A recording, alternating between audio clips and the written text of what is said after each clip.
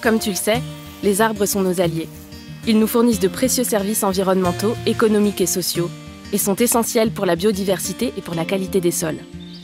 Pourtant, les pratiques agricoles standardisées et intensives du XXe siècle ont participé à l'élimination des arbres et des arbustes autour ou dans les parcelles agricoles.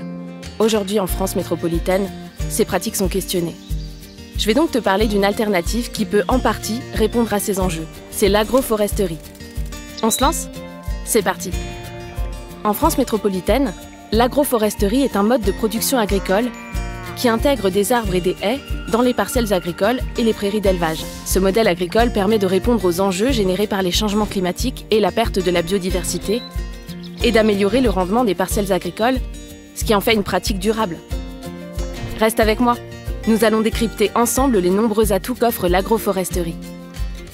La plantation d'arbres permet d'améliorer la qualité des sols. Les arbres structurent le sol grâce à leurs racines et améliorent son activité biologique. Mais ce n'est pas tout.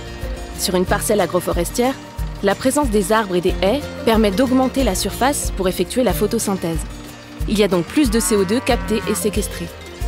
Le carbone est stocké dans le bois et dans le sol. La matière organique qui s'accumule après la chute des feuilles et leur décomposition augmente la fertilité des sols. Ça limite, voire évite l'usage des engrais chimiques. C'est donc un super atout pour l'agriculture. En plus de capter le CO2 présent dans l'atmosphère, les arbres permettent aussi de générer de l'ombre et de retenir l'eau. C'est très utile en cas de sécheresse, qui sont d'ailleurs de plus en plus fréquentes. Avec l'ombrage apporté par les arbres, les microclimats créés sont favorables à l'agriculture et limitent l'impact des événements climatiques extrêmes. Les arbres et les haies contribuent aussi à préserver la biodiversité en servant de refuge à de nombreuses espèces animales. Et certaines d'entre elles, comme les insectes et les oiseaux, aident à polliniser les cultures avoisinantes et à lutter contre les ravageurs. La présence de cette petite faune bénéficie aux agriculteurs et aux agricultrices qui profitent d'une meilleure récolte et réduisent l'utilisation des pesticides. Enfin, grâce au choix des essences faits sur une parcelle agroforestière, on génère plus de produits agricoles et de bois que sur une parcelle classique. Cela permet notamment de diversifier et de renforcer la source de revenus des agriculteurs et agricultrices, par exemple grâce à la vente du bois et des fruits. Tu vois, les atouts de l'agroforesterie sont nombreux. Cette pratique est d'ailleurs de plus en plus prise en compte dans les politiques publiques. En France métropolitaine, par exemple, il existe un pacte en faveur de la haie.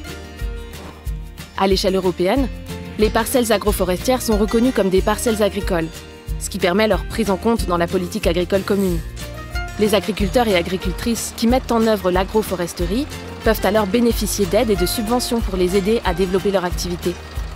Ce que tu dois retenir, c'est que l'agroforesterie est une méthode très vertueuse et respectueuse de l'environnement, qui cumule de nombreux bénéfices. Elle favorise la biodiversité, améliore la qualité du sol, diversifie les revenus des agriculteurs et agricultrices et embellit les paysages. C'est une pratique agricole en phase avec les enjeux de notre époque.